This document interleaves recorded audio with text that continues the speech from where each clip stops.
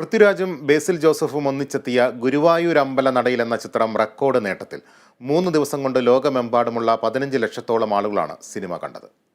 May 16-ന് തിയേറ്ററിലെത്തിയ ഗുരുവായൂരമ്പല നടയിലിന് ഇതിനോടകം മികച്ച പ്രതികരണങ്ങളാണ് ലഭിക്കുന്നത്. നിഖില വിമൽ, പൃഥ്വിരാജ് സുകുമാരൻ, അനശ്വര രാജൻ, ബേസിൽ ജോസഫ് തുടങ്ങി വലിയ താരനിരയാണ് ഈ ഫാമിലി എന്റർടൈനറിൽ അണിനിരന്നത്.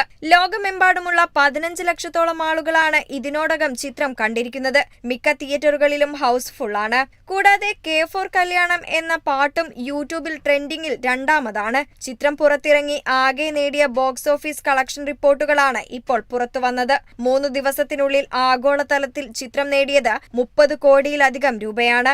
3 ദിവസത്തെ ഓവർസീസ് കളക്ഷൻ 15.55 കോടിയാണ്. കേരളത്തിൽ നിന്നും 5 കോടിയിലേറെ ചിത്രം നേടിയതെന്നും റിപ്പോർട്ടുകൾ പറയുന്നു. പൃഥ്വിരാജ് പ്രൊഡക്ഷൻസിന്റെ ബാനറിൽ സുപ്രിയ മേനോൻ, E4 എന്റർടൈൻമെന്റ്സിന്റെ ബാനറിൽ മുകേഷ് ആർ മേത്ത, CV സാരഥി എന്നിവർ ചേർന്നാണ് ചിത്രത്തിന്റെ നിർമ്മാണം. ജഗദീഷ്, ബൈജു, യോഗി ബാബു, ഇർഷാദ്, PV കുഞ്ഞികൃഷ്ണൻ തുടങ്ങിയവർ ചിത്രത്തിൽ പ്രധാന വേഷത്തിലെത്തുന്നുണ്ട്. തമിഴ് താരം യോഗി ബാബുവിന്റെ മലയാള സിനിമയിലേക്കുള്ള അരങ്ങേറ്റം കൂടിയാണ് ഈ ചിത്രം. ഗുരുവായൂരമ്പല നടയിൽ 50 കോടി ക്ലബിലേക്കുള്ള കുതിപ്പാണെന്ന പ്രതീക്ഷയിലാണ് സിനിമ ആരാധകർ.